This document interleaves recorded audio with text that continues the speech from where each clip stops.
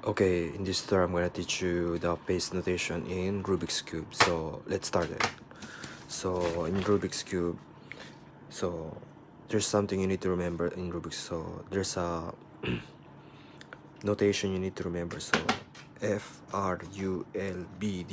So it's meaning F means front, R for right, U for top, L for left, B for back, and D for down. So this is the thing you need to remember. So what about the apostrophe?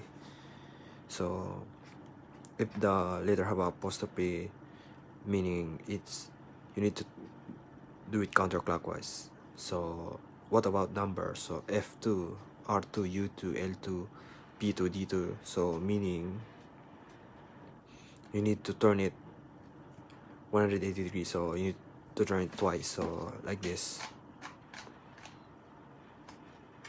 So F front, so this is the front, this is the right side, left side, up side,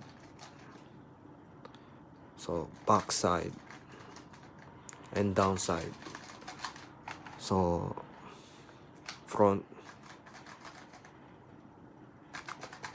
right, left, up, down, back. So this is the move that you need to remember. So